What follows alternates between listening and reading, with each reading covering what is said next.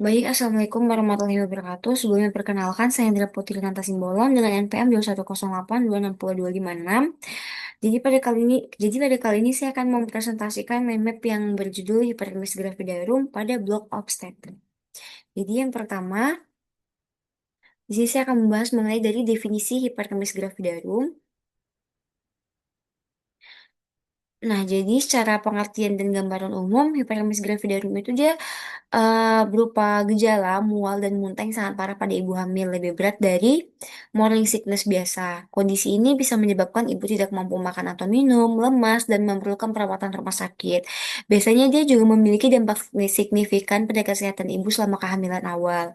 Adapun untuk penyebab dan faktor risikonya, berdasarkan hormon dan kondisi yang berkontribusi, biasanya ini dia diduga dipicu oleh kadar hormon kehamilan yang tinggi seperti HCG dan GDF15.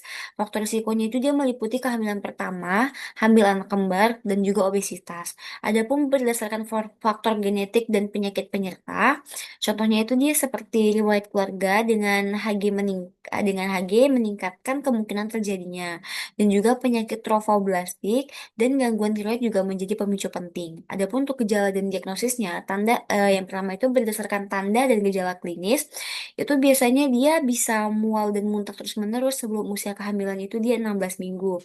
Dan juga ketidakmampuan makan dan minum dengan baik serta penurunan berat badan lebih dari 5% biasanya. Dan juga tanda adanya tanda dehidrasi seperti lemas dan pusing sering muncul.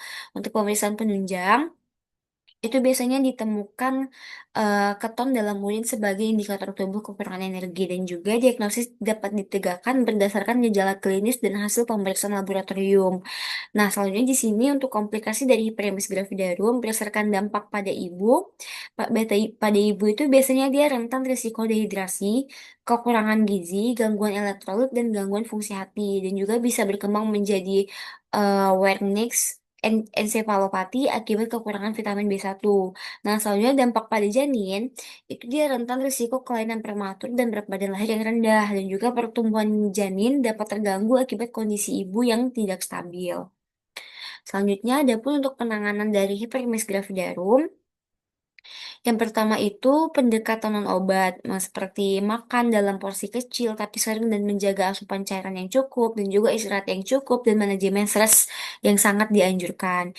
Adapun untuk terapi obat dan perawatan intensifnya itu dapat diberikan pemberian vitamin B6 dikombinasikan dengan antihistamin, dan juga dapat diberikan obat antiemetik seperti OR dan Cetron, metoclopramid dan phenothiazine digunakan sesuai kebutuhannya, dan juga steroid yang diberikan pada kasus yang sangat berat. Adapun untuk perawatan rumah sakit itu dia bisa berupa infus cairan dan vitamin, terutama vitamin B1 yang sangat penting, dan juga pada kasus yang ekstrim, pemberian nutrisi parenteral atau lewat selang makanan juga diperlukan. Adapun untuk pencegahan dan edukasinya, yang pertama itu berdasarkan tindakan pencegahan dini yang dapat dilakukan berupa penting untuk segera memeriksa diri bila mengalami muntah berlebihan di awal kehamilan, dan juga jangan menunggu sampai kondisi melemah atau terjadi dehidrasi berat. Adapun untuk dukungan psikososialnya, contohnya itu seperti keluarga harus memberikan dukungan karena kondisi ini dapat memicu stres dan depresi pada ibu, dan juga edukasi mengenai pengelolaan dan tanda bahaya sangat esensial bagi ibu hamil dan juga keluarga. Selanjutnya, baik, mungkin hanya itu yang dapat saya sampaikan mengenai dari Hyperemes gravidarum. Untuk referensinya, berikut referensi yang saya gunakan.